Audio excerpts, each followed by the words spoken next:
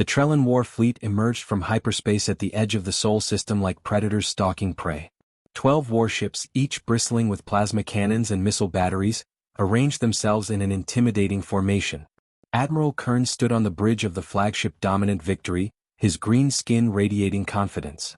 "Begin scanning. I want to know everything about these ghost ships."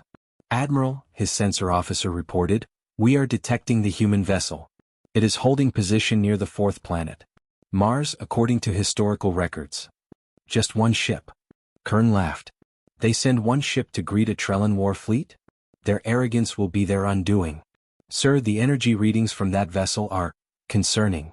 "Concerning?" Kern's eyes narrowed. "Elaborate." "Its power core appears to be generating energy equivalent to a small star. I have never seen readings like this. And sir, our sensors cannot penetrate its hull. Whatever material it is made from is blocking our scans."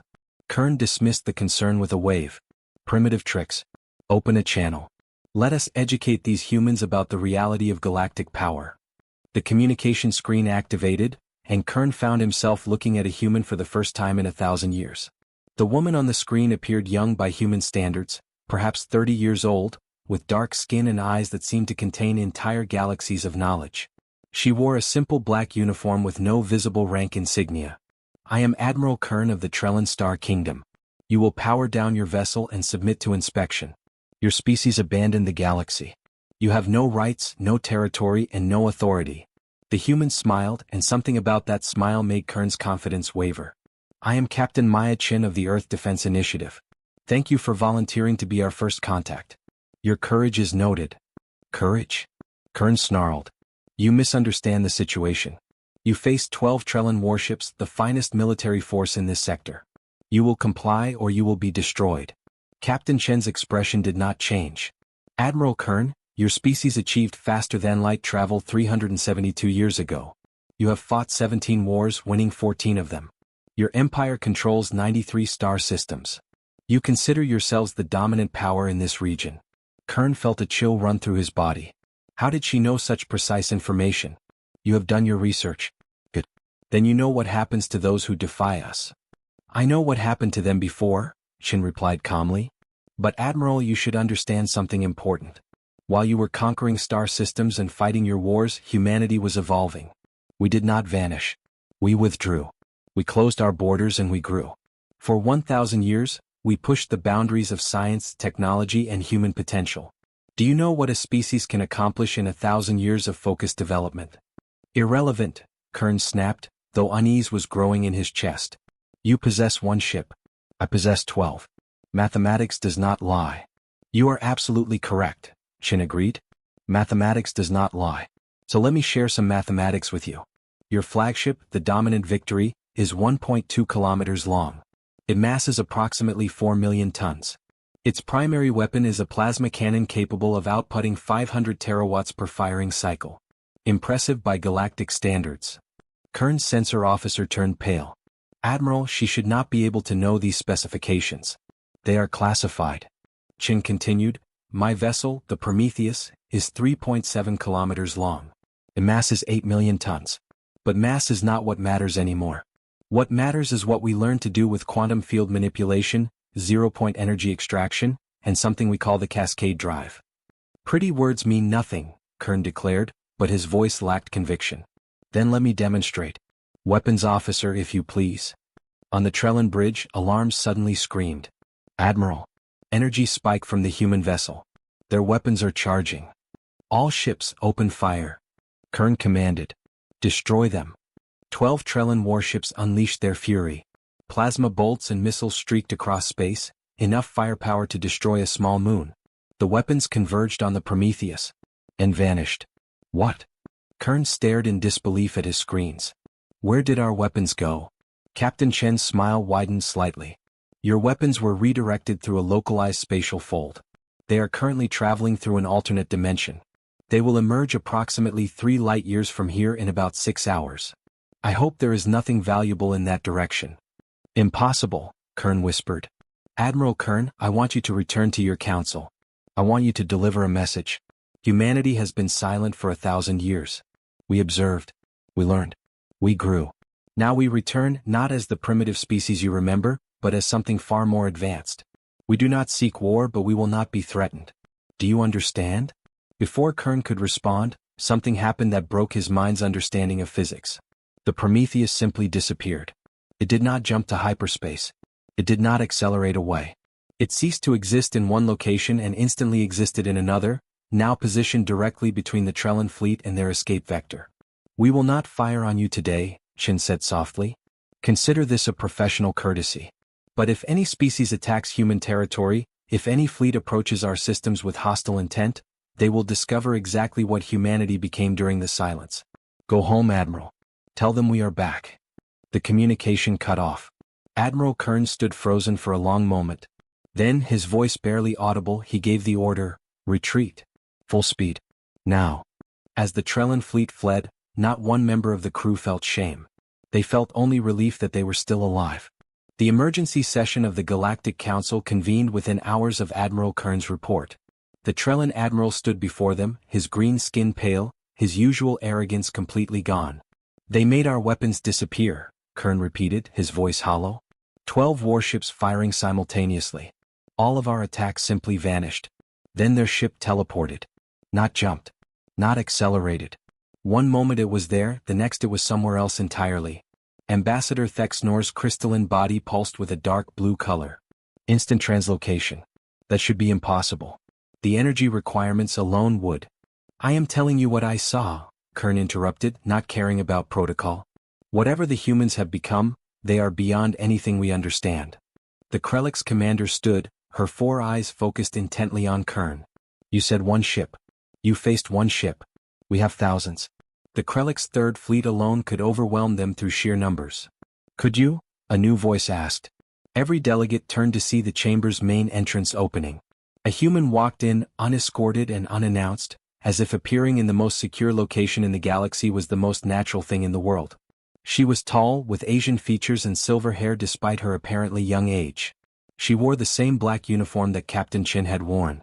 Behind her, no guards rushed to intercept her. No alarms sounded. She had simply arrived, bypassing every security measure the Council possessed. I am Ambassador Sarah Nakamura, she announced, her voice clear and confident. Humanity requests recognition and membership in the Galactic Council. Director Malvis, the gaseous being, swirled in agitation within his containment suit. How did you get in here? This station's security is impenetrable. Sarah smiled pleasantly. Is it? Then I suppose I am not really here. Perhaps I am a hologram. Or perhaps your security is not as advanced as you believed. Would you like me to explain the 17 ways I could have bypassed your systems? Thexnor held up a crystalline appendage. Please, Ambassador. We do not need further demonstrations of human capabilities. You have made your point. Please sit. Let us talk. Sarah took a seat at the circular table, in a section that had been empty for 1,000 years. The section once reserved for humanity. Why did you leave? Asked a delegate from the Harmony Collective. Why vanish for a millennium? Sarah's expression became serious. 8,000 years ago, humanity looked at the galaxy and realized something troubling. We were expanding rapidly, aggressively, without understanding the consequences. We were young and stupid and dangerous. So our leaders made a decision. They closed our borders. They recalled every human to our territory. And they dedicated our species to one singular goal, evolution. Evolution? The Krellick's commander scoffed. You cannot simply choose to evolve. You are correct, Sarah agreed. Natural evolution is random and slow. But directed evolution, guided by purpose and technology, can accomplish in centuries what might take millions of years naturally. We rewrote our genetic code. We enhanced our neural pathways. We merged our biology with technology in ways that made us fundamentally more than we were. She held up her hand, and it began to glow with a soft blue light. The delegates watched in fascination as her flesh became translucent, revealing circuitry and organic material working in perfect harmony. Every human alive today is what you might call a hybrid. Part biological, part synthetic, entirely integrated. We increased our intelligence. We extended our lifespans to centuries. We enhanced our physical capabilities. But more importantly, we focused every mind, every research facility, every resource on advancing our technology. For what purpose? Thexnor asked quietly. What drives a species to remake itself so completely? Sarah's hand returned to normal. Survival. Protection. The knowledge that the universe is vast and dangerous, and that humanity needed to be able to defend itself.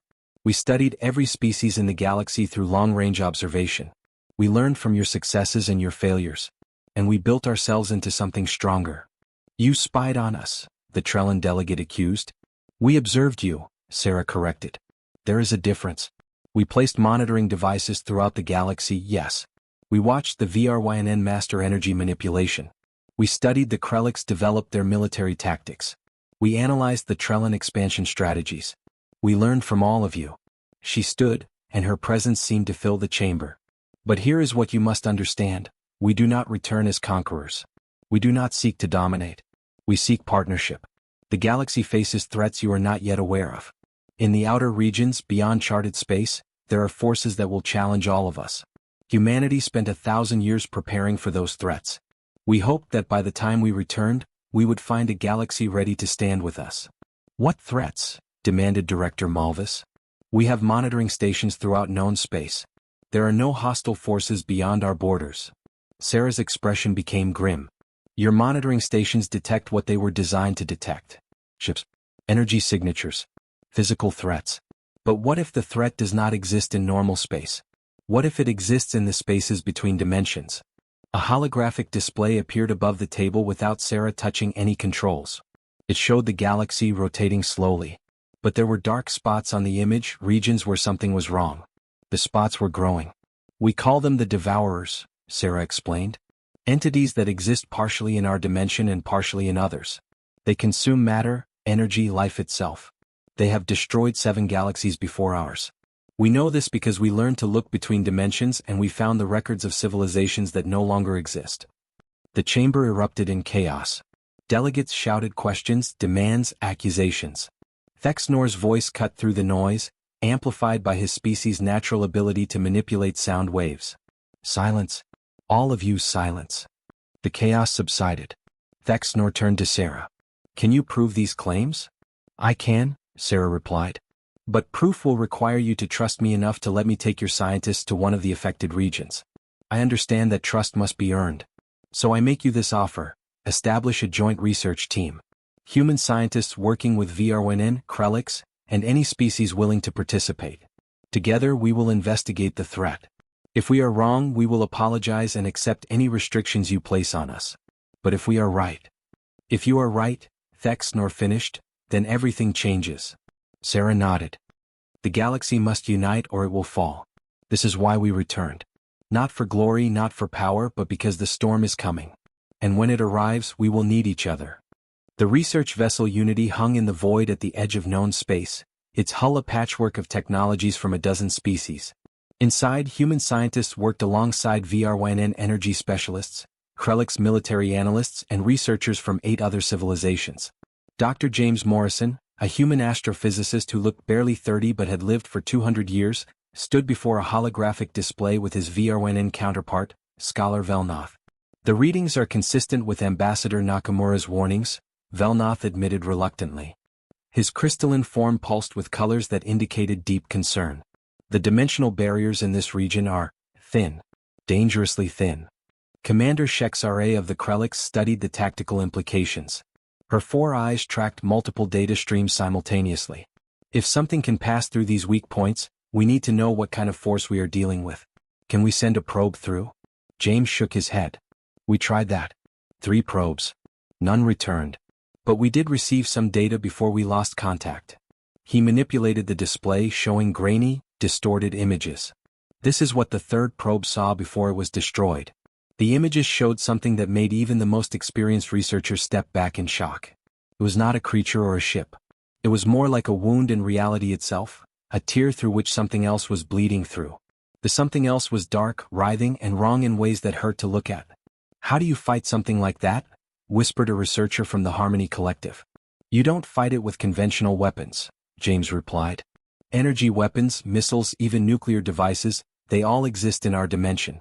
But the Devourers exist in multiple dimensions simultaneously. Shooting at them in our dimension is like trying to kill a tree by attacking its shadow. Velnotha's form shifted through several colors before settling on a deep purple. Then how do the humans propose to combat them? By fighting in all dimensions at once, James answered. For the past 1,000 years, we have been developing what we call multidimensional warfare technology. Weapons that can affect targets across dimensional boundaries. Ships that can navigate between dimensional spaces. Soldiers who can perceive and interact with multidimensional threats. He brought up new schematics showing designs that made the alien researchers' minds reel with possibilities. This is the MDF Battleship Multidimensional Fighter. It uses quantum entanglement to exist in 17 dimensions simultaneously. When it fires, its weapons strike in all of those dimensions at once. Commander Shexare studied the designs with professional interest. Theoretical combat efficiency? Against conventional targets, it is honestly overkill, James admitted. But against the Devourers, it is exactly what we need. We have been building these ships for 600 years. We currently have a fleet of 300 MDF vessels. But we cannot protect the entire galaxy alone. We need help. You need us to build these ships, Velnoth concluded. We need you to understand the threat and prepare, James corrected. Whether you build ships like ours or develop your own solutions, that is your choice. But the galaxy must be ready. Our models predict the Devourers will reach inhabited space within 5 years. An alarm suddenly blared through the ship. A Trellin technician shouted from his station. Dimensional breach. A weak point is opening directly ahead. Battle stations. Commander Shexare ordered, her military training taking over. Wait, James said calmly. Everyone stay calm. This is actually why we came here. We wanted to show you what we are dealing with. The forward view screen showed space itself tearing open like fabric. Through the tear, something began to emerge. It was massive, easily the size of a moon, but its shape was impossible to define. It existed in too many dimensions at once for three-dimensional minds to fully comprehend. That is a Devourer, James announced. A small one, fortunately. Watch what happens when it encounters normal matter. The creature, if it could be called that, extended tendrils of darkness toward a nearby asteroid. When the tendrils touched the rock, the asteroid simply ceased to exist. It did not explode. It did not break apart. It was erased from reality as if it had never been. The research team watched in horrified silence. It consumes everything, James explained. Matter, energy, spacetime itself. It grows stronger with each thing it devours. And there are billions of them moving toward our galaxy. How do we kill it? Shexare demanded. May I? James asked the ship's captain. At her nod, he activated the ship's communication system. Prometheus Squadron, this is Unity. Target acquired. You are cleared to engage. For human ships materialized from nowhere, surrounding the Devourer. They were smaller than the massive vessel Captain Chin commanded, but their design was clearly related. Sleek, black and radiating power that made the research vessel's instruments scream warnings. The lead ship opened fire. But the weapons that lanced out were unlike anything the alien researchers had ever seen. They were not plasma or lasers or missiles. They were beams of twisted spacetime itself, weapons that reached across dimensional boundaries and struck the Devourer in all its aspects simultaneously. The creature writhed, its impossible form convulsing as it was hit in dimensions the others could not see. It tried to retreat back through the dimensional tear, but the human ships adjusted their fire, targeting the breach itself. There was a flash of light that hurt to look at directly. When it faded, both the Devourer and the dimensional tear were gone.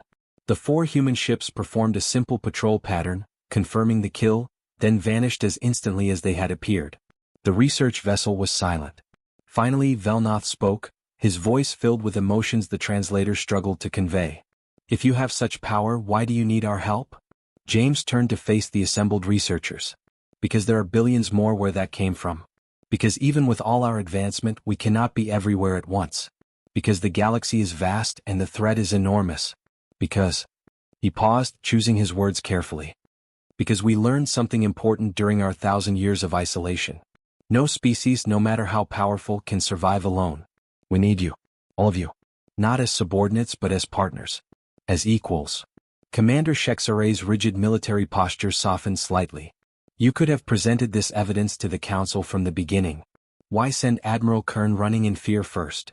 A small smile crossed James's face. Because the galaxy needed to understand that humanity is not asking for help from a position of weakness. We needed you to know that we could destroy any fleet that threatened us, before we revealed that we have no interest in doing so. Respect is earned through demonstrated capability. Trust is built through choosing not to use that capability against potential allies. Clever, Shexare admitted. Brutal but clever. We learned from watching the Krelliks, James said with a slight bow. Your military doctrine emphasizes showing strength before offering alliance. We applied that lesson. Velnoth pulsed through several colors, a sign of deep thought in Viorenin body language. We must return to the council immediately. This evidence changes everything. Agreed, said every researcher simultaneously. As the Unity turned toward home, its crew carried with them the knowledge that the galaxy stood at a crossroads. Unite or perish. Adapt or die. Humanity had returned with the tools and knowledge to save them all. Whether the galaxy would accept that help remained to be seen. The Galactic Council chamber had never been so crowded. Representatives from every known species packed the galleries, all wanting to witness this historic moment.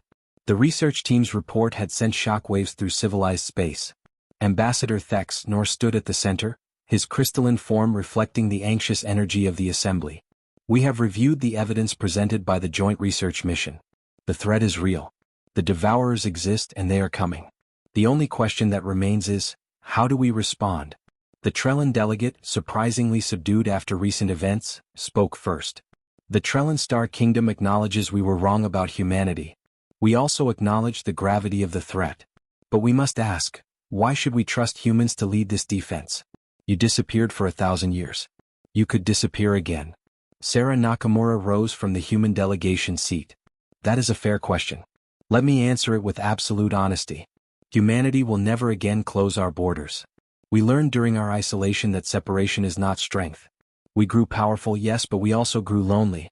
We missed the diversity of thought, the challenge of different perspectives, the richness of interacting with species unlike ourselves. She gestured to the holographic display showing the approaching threat. During our 1,000 years of development, we could have remained hidden. We could have built defenses around only our territory and let the rest of the galaxy face the Devourers alone. We would have survived. But survival without purpose is not life. We returned because isolation taught us that we need you as much as you need us. A delegate from the Harmony Collective spoke, her voice gentle but probing. Beautiful words, Ambassador. But words are not proof. How do we know you will not use this crisis to establish dominance over us? Dr. James Morrison stepped forward, joining Sarah at the podium. Because we are offering you our technology. Freely. Completely. Every ship design, every weapon system, every piece of knowledge we developed during our silence. We will share it all. The chamber erupted in shocked murmurs. Thex Nor raised his appendages for silence. You would give us your military secrets?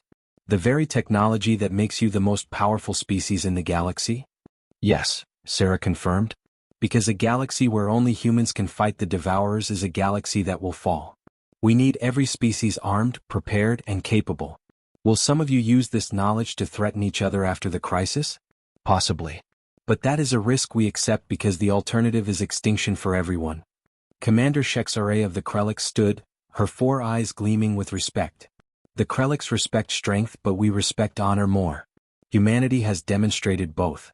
The Krelliks Empire pledges its full military resources to the defense of the galaxy. We will build these new ships. We will train our forces. And we will fight beside humanity against this threat. The Viorenin Empire joins this alliance, Thex Nor announced. We will contribute our energy manipulation technology and our dimensional research. Together, perhaps we can enhance even the humans' designs. One by one, species pledged their support. Scientists offered their expertise. Military powers committed their fleets. Even the smaller civilizations promised whatever resources they could spare. But not everyone agreed. The delegate from the Dresh sovereignty, a species known for their cautious paranoia, stood abruptly. This is madness. We are pledging everything based on the word of a species that vanished for a millennium. How do we know these Devourers even exist? How do we know this is not an elaborate human plot to disarm us all? Sarah did not look angry at the accusation. Instead she looked sad. Ambassador Drexcale, I understand your concern. Your species has survived by being careful, by trusting no one completely. That wisdom has served you well. But I ask you, what evidence would convince you? What proof would you require? Drexcale's scaled face twisted into a sneer. Proof that cannot be fabricated by advanced human technology. Proof that. He never finished the sentence. Every screen in the chamber suddenly activated, showing the same horrifying image. A dimensional breach, much larger than the one the research team had witnessed, had opened in the Dresch home system. Through it, hundreds of devourers were emerging. "This is the Dresch defense fleet," a panicked voice crackled over the emergency channel. "We are under attack. Unknown hostiles are..." The transmission dissolved into static. Sarah's face went pale. "That is impossible. Our models predicted we had 5 years. They should not be here yet." James was already working frantically at a console. "The dimensional barriers are weakening faster than we calculated.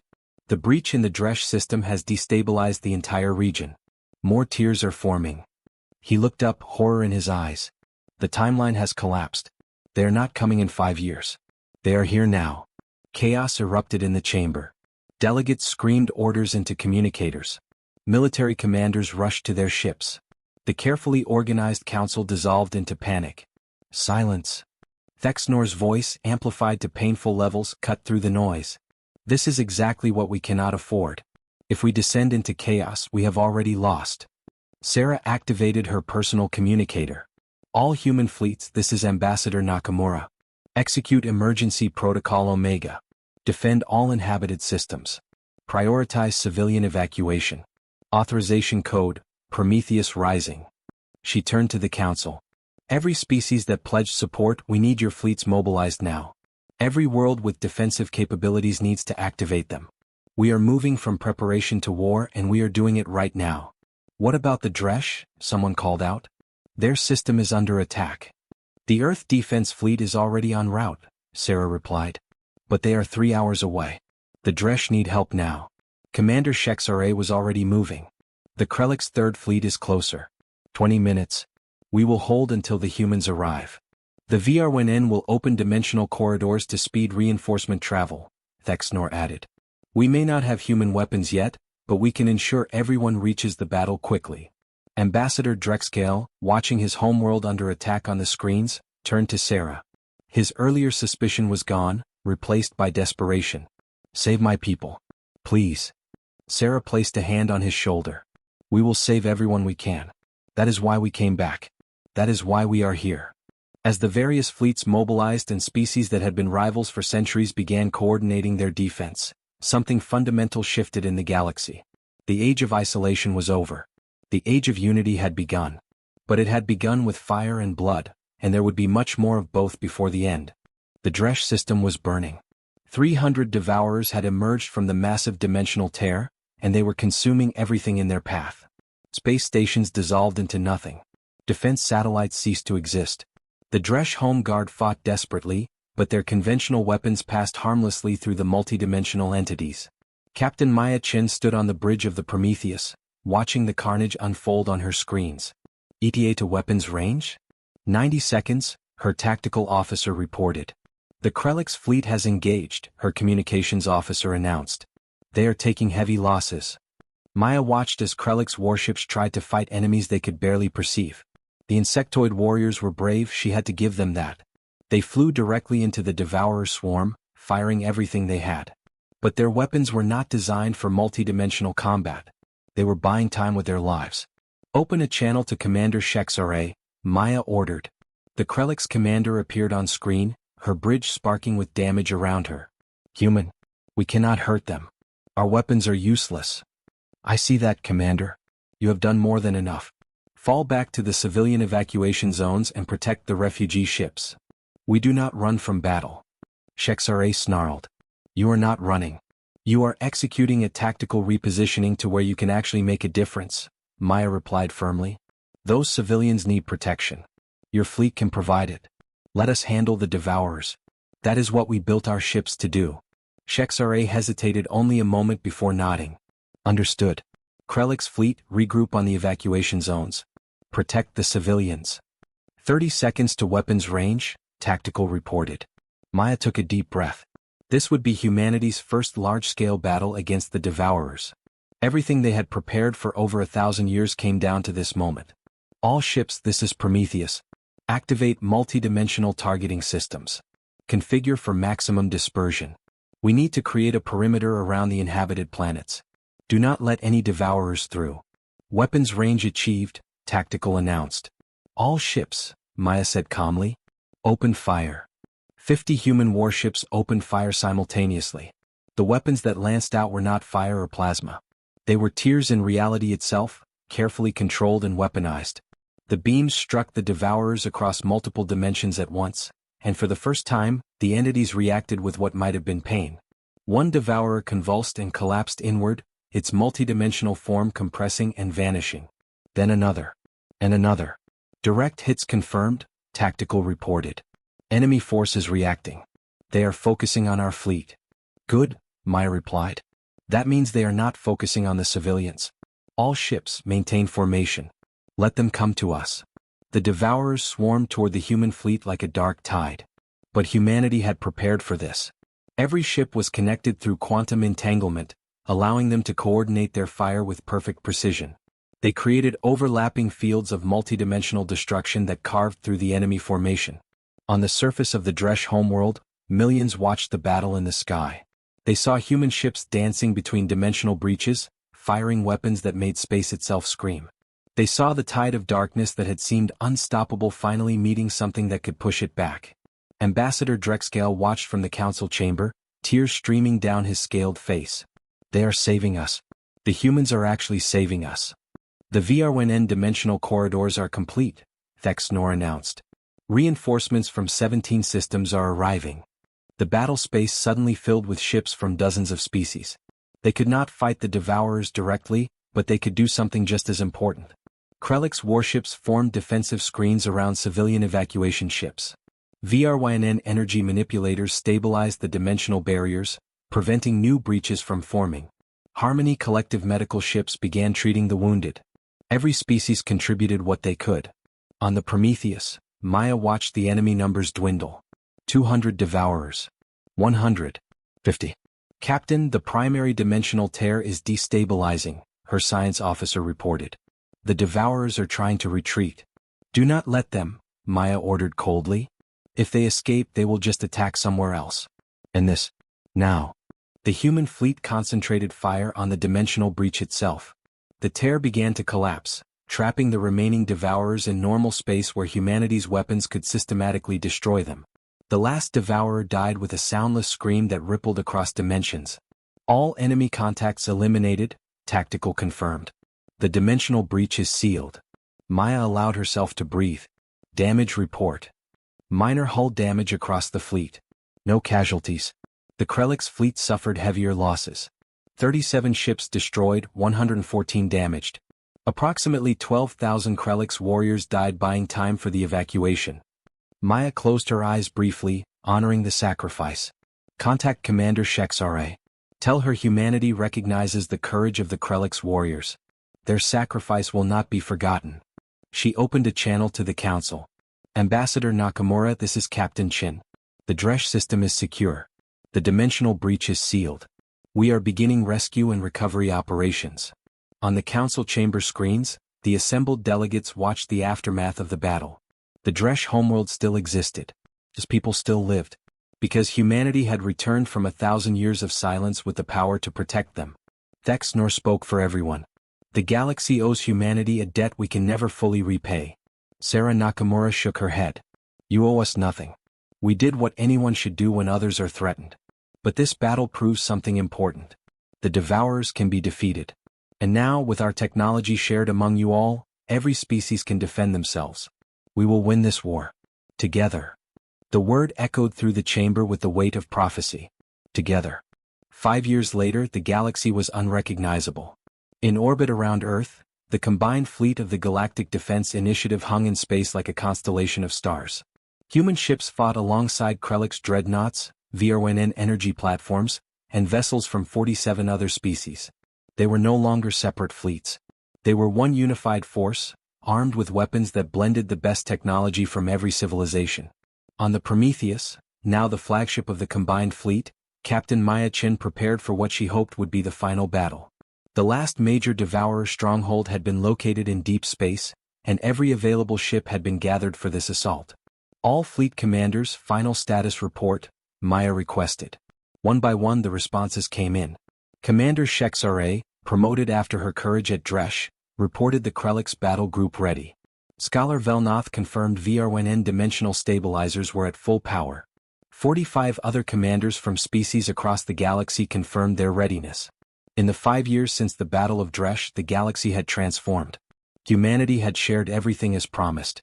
But something unexpected happened. The other species did not simply copy human technology. They improved it. VRYNN dimensional science enhanced human weapons. Krellick's tactical doctrine made fleet formations more effective. Even the Harmony Collective, dedicated pacifists, contributed medical technology that saved countless lives. Humanity had returned to teach the galaxy. Instead, they learned that they still had much to learn themselves. Approaching the target zone, the navigation officer announced. Dimensional readings are off the scale. There are thousands of devourers in there. Maya studied the tactical display. The devourers had built what could only be called a nest, a massive tear in reality where they gathered before launching attacks on the galaxy.